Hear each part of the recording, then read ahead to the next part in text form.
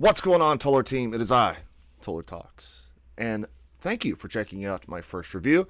Of course, I'm tackling Oppenheimer. Is it the masterpiece that everyone is saying it is, or did it absolutely bomb, in my opinion? Pun most certainly intended.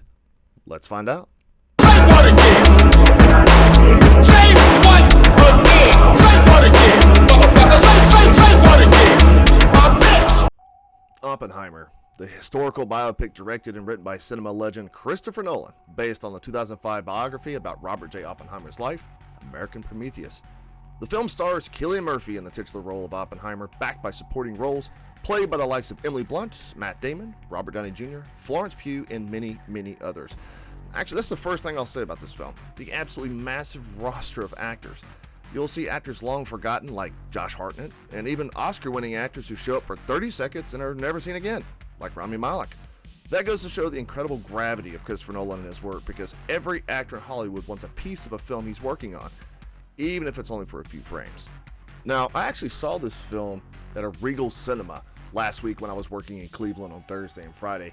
We don't have Regal Cinemas here in Pittsburgh, but the last time I remember, actually I think I was in Ohio. The last time I was at a Regal Cinema was for Mortal Kombat back in 2021. But anyway, the theater I went to was absolutely gorgeous. The staff was fantastic. So whatever that's worth, just letting you guys know that if you have a Regal in your area, I totally recommend them. So let me start with my positives for the film. Of all the Christopher Nolan films to Christopher Nolan, this one represents his best and worst tendencies as a director and a writer. Now, the negatives I'll get into later. But the film is beautifully shot with a mixture of color and black and white scenes to represent both the subjective and objective sides of the narrative for the viewer. The way Nolan captures events and sequences is what put him into the limelight to begin with, and some of his best framing is seen in Oppenheimer. And this wouldn't be a Christopher Nolan film if it wasn't accompanied by an absolutely riveting score. This time composed by Ludwig Göransson, who's done recent work in Disney's Black Panther films, where he actually won a Grammy and an Academy Award, alongside films like Sony's Venom and various Star Wars projects.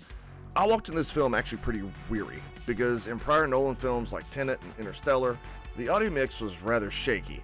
But I have to say, despite hearing criticisms of the same in regards to Oppenheimer, I didn't hear any issues during my viewing. Nevertheless, Göransson delivers a suspenseful, well-timed score that emphasizes the film's highs and lows with perfect precision. Now on to the star of the film, the man who plays Oppenheimer himself, Cillian Murphy. Outside of a few select films, Murphy's actually been restricted to playing supporting and background roles, so it was really nice to see him playing the lead role in a Nolan film. Ironically, he's worked with Nolan before during Batman Begins and Inception. And it's no mystery that Murphy lost a shit ton of weight in order to fill the shoes of Oppenheimer, and that alone can prove the amount of dedication he had portraying this guy to the best of his ability. Every time he is on screen, he commands it, preferring to use his facial features and eyes to produce emotion instead of his words, and it totally works. Even though I, alongside pretty much every other critic with two brain cells rubbed together, agree that Murphy's performance is damn worthy of an award, even though this year of films, technically isn't over. Given the current political landscape of these ceremonies, I wouldn't be shocked if he walked away with nothing. And he should. He absolutely carried this film.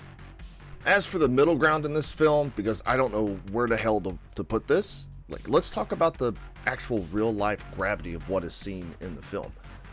What if I told you that while they were strategically planning which cities they were going to hit with the bomb, that a specific city was taken off the list because A, it was considered big in the Japanese culture, and B, because one particular character and his wife vacationed there. That was the reason why they didn't hit that particular city. Now, what if I told you that there was a discussion between two different characters about the actual bomb going off during the Trinity testing, and that there was a rather small percentage that they could end life on planet Earth as we know it? There's a chance that when we push that button, we destroy the world. Chances are near zero. Near zero. What do you want from theory alone? Zero would be nice. Or what if I told you, while a certain character is feeling obviously very emotion-ridden, depressed, sad, and anxious over their actions leading to the deaths of thousands of people, and the person that they're talking to hands them a handkerchief and just says, get over it. Those are real life things that actually happened, and a good thing that this film does and the hair on my arm is raised up right now just thinking about it, is it challenges you to think about those things. How many times has the government done this? How many times has a certain policy been put in place and it wasn't the best action?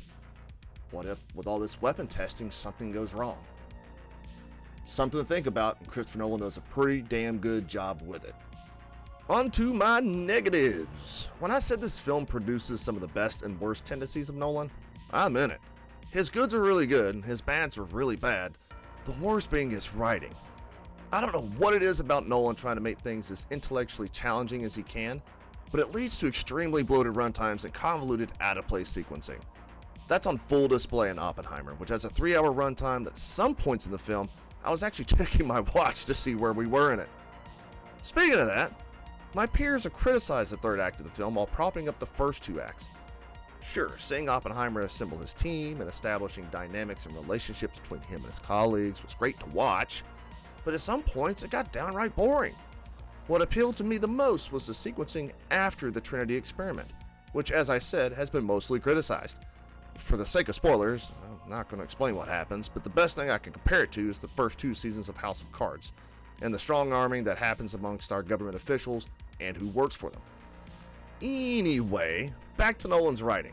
Nolan tries so hard to make things intellectually challenging that he often forgets the most important things to a cinema goer while doing it.